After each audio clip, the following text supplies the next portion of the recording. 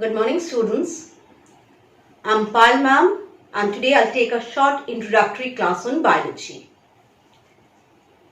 Biology has come from two Greek words, bios meaning life forms and logi or logos means to study or to talk about.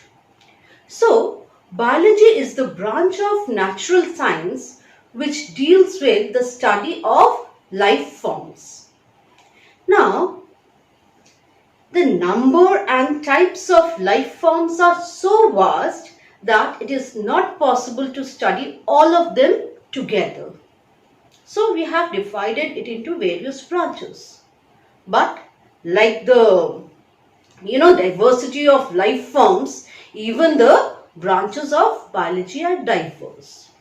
But when we consider a single living organism, we can study that organism in three aspects.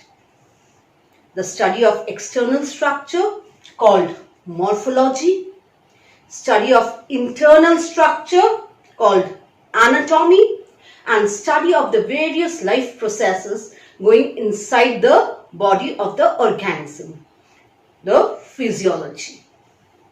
Now, since the life forms are of so varied types, and I said we cannot study all of them together, we can roughly categorize them into few branches, though that's a very crude one. Like when we study the plants as a whole, so we say it's botany.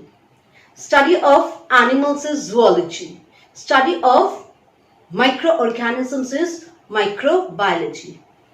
But as I said, the classification is crude one and things are not so simple.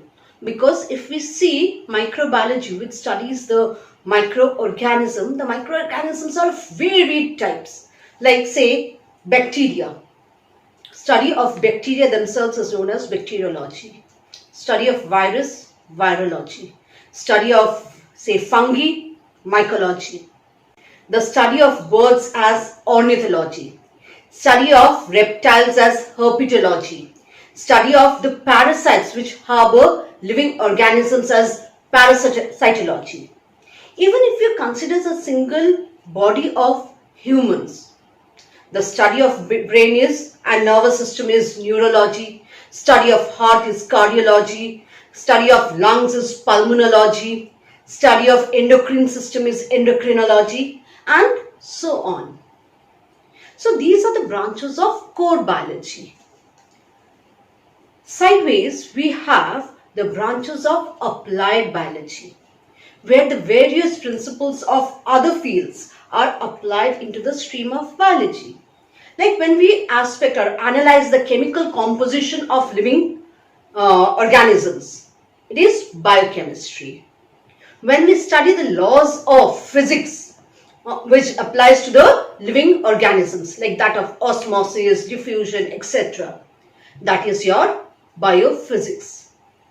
When we apply the laws of statistics to calculate the frequency, percentage of distributions of various, characters or various things in a population, in a species, that is your biostatistics.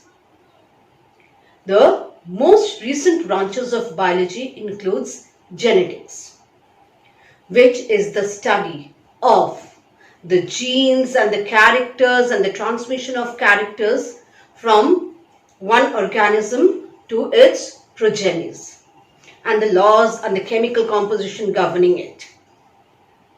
The most interesting one, which is very popular nowadays, is that of biotechnology, where we use the organisms, their products, for the benefit of mankind.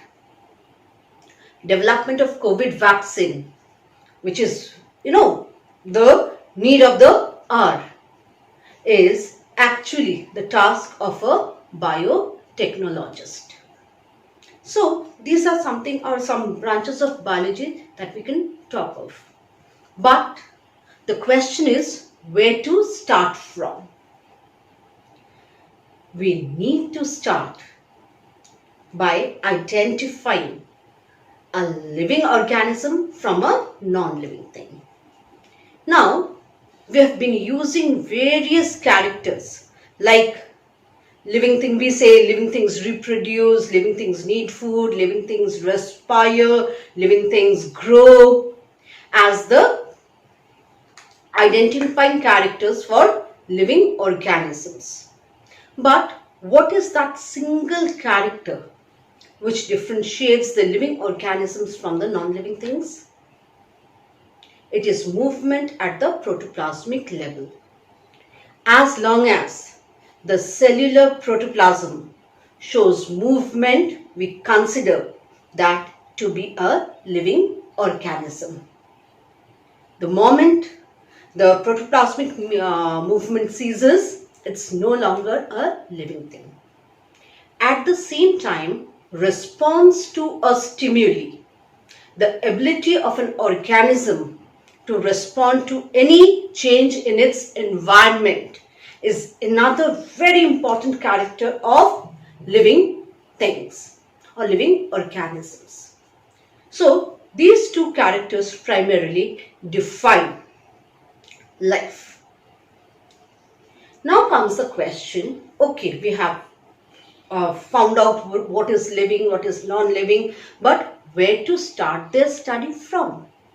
See, the number of living organisms are so vast that they all cannot be studied at a particular time by a particular person. So they are needed to be classified, nomenclated, organized properly, so that studying them as a group makes it easier to study more or less or cover more or less all the organisms. And this branch of biology, which deals with the naming, identifying, characterization of living organisms, is known as taxonomy. And this is from where we are going to start our class 11 syllabus, that is taxonomy. Now, this is about the biology. Next come to this particular class 11 session. Here in biology class, you will be making two copies. One biology classwork copy where you are going to write all the notes and that are given in the form of PDF or your voice messages or video messages, whatever. You are going to write them up, and at the same time, whenever I will be giving you NCERT solutions, you are going to copy it down. Next, the practical or lab manual. The lab manual has to be the one which is available in the market in the form of one interleaf and one ruled paper, bind one, and how to write in that I'll be discussing from time to time. So like this, you'll be making two copies for biology. Next, the syllabus for half yearlies, you must have seen it in the school website. I'm just summing it up.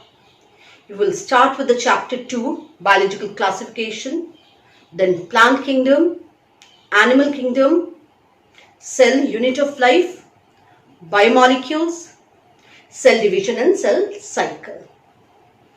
These are your half yearly chapters. Thank you.